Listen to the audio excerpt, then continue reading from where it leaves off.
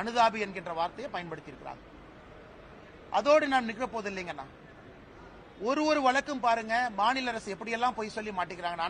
அண்ணா நகர் வழக்கு, அந்த சகோதரி மீது பாலியல் வன்கொடுமை, சுப்ரீம் கோர்ட்ல ஸ்பெஷல் எஸ்ஐடி போடுறாங்க. உச்சநீதிமன்றம் போவதற்கு முன்பு தமிழக அரசு கொடுத்திருக்கக்கூடிய செய்தி குறிப்பு நல்லா பாருங்க. அந்த இன்ஸ்பெக்டர் எந்த தப்பும் பண்ணல, நாங்க விசாரிச்சோம், அதனால் யார் மீதும் நாங்கள் நடவடிக்கை எடுக்க போவது இல்லைன்னு செய்தி குறிப்பில் இருக்கு. ஆனா இன்னைக்கு எஸ்ஐடி பாத்தீங்கன்னா அந்த சம்பந்தப்பட்ட அதிகாரி ஒருத்தரை கைது பண்ணிருக்காங்க. அவங்க அந்த சகோதரியினுடைய தாய்மார் அடிச்சாங்க அப்படின்னு சொல்றாங்க.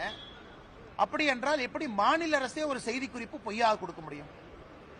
அப்படின்னா அந்த முதல்ல விசாரிச்ச அதிகாரி யார்? விசாரிச்ச அதிகாரி மீது நடவடிக்கை ஏன் இல்லை?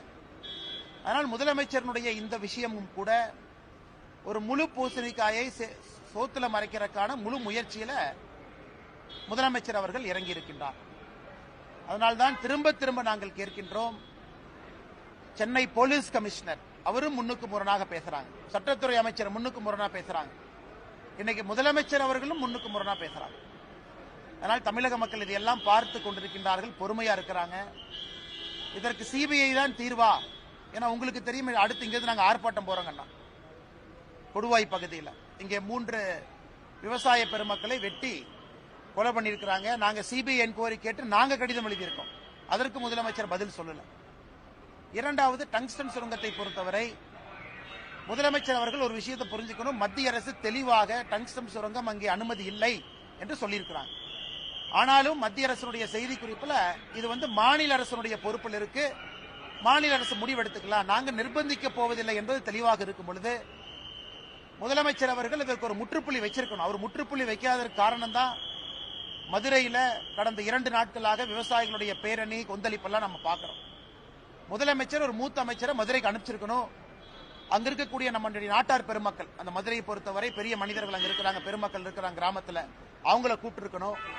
அவங்ககிட்ட உட்கார்ந்து ஒரு மூத்த அமைச்சர் பேசியிருந்தாருன்னா 5 நிமிஷம் வேலை. அந்த பேச முடியாததன் விளைவு மதுரையில் ஒரு பெரிய பேரணியை பார்த்தோம். அதனால் எந்த காரணத்திற்கும் டங்ஸ்டன் சுரங்கம் தமிழகத்திற்கு வரப்போவது கிடையாது. இது முற்றுப்புள்ளி. அதனால் முதலமைச்சர் இப்பவாவது அரசியல் செய்யாம இதற்கு ஒரு முற்றுப்புள்ளி வைத்து இந்த பிரச்சனையை முடிக்க வேண்டும் என்று விரும்பினோம். இன்னைக்கு சட்டப்பேரவையில் அதை பற்றி பேசியிருப்பதாக நான் அறிந்தேன். பத்திரிகை நண்பர்கள் நீங்க சொல்லிருக்கீங்க.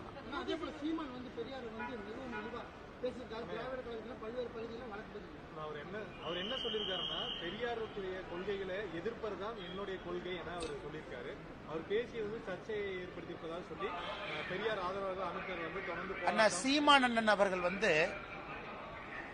அந்த சென்னை புத்தக ஃபேர் அங்க போயிட்டு ஒரு புத்தக வெளியீட்டு விழால சில கருத்துக்களை வச்சு பேசியிருக்காங்க. அதன் பிறகு பத்திரிகையாளர் சந்திப்பிலே சில கருத்துக்களை பேசியிருக்காங்க.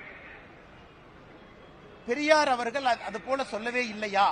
இது நான் சாயந்தரம் பேசுறேங்கண்ணா. பெரியார் எங்க சொன்னாரு, எந்த புத்தகத்துல சொன்னாரு, அதற்கான எவிடன்ஸ் எல்லாம் நான் கொடுக்கிறேன். சீமானண்ணா நான் சப்போர்ட் பண்ணி எவிடன்ஸ் நான் கொடுக்கிறேன். அதை பொதுவெளியிலே பேச வேண்டிய அவசியம் இல்லைங்கிறது என்னுடைய கருத்துங்கண்ணா.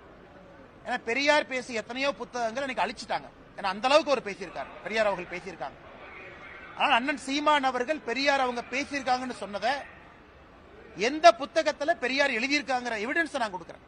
அதனால சீமான் அண்ணன் யாராச்சும் போலீஸ்காரங்க வீட்டுக்கு வந்தாங்கன்னா அந்த புத்தகத்தையும் காப்பியும் கொடுத்தா போதும், வேற எது வேண்டாம்.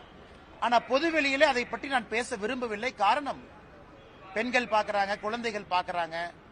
பெரியார் அவர்கள் ஒரு காலத்துல பேசினதெல்லாம் இன்னைக்கு நம்ம பேச ஆரம்பிச்சோம்னா மக்களுக்கு அருவருப்பு வந்துடும். அதை போன்ற சில வார்த்தைகள் அதில் இருக்கு. ஆனால் அண்ணன் சீமான் அவர்கள் சொன்னது சரிதான் அப்படின்னு நான் சொல்ல விரும்பலைங்கன்னா காரணம், ஒரு கருத்தை வச்சிருக்கிறாங்க. அது சீமான் அண்ணன் அவர்கள் ஏன் சொன்னாங்கன்னு அவங்க தான் சொல்லணும். அதனால் என்னை பொறுத்தவரை பெரியார் அவர்கள் பேசி இருக்கிறாங்களா நீங்க கேட்டீங்கன்னா அது போன்று பேசி இருக்கின்றார், அதற்கான ஆதாரத்தை நான் தர தயார் என்பதை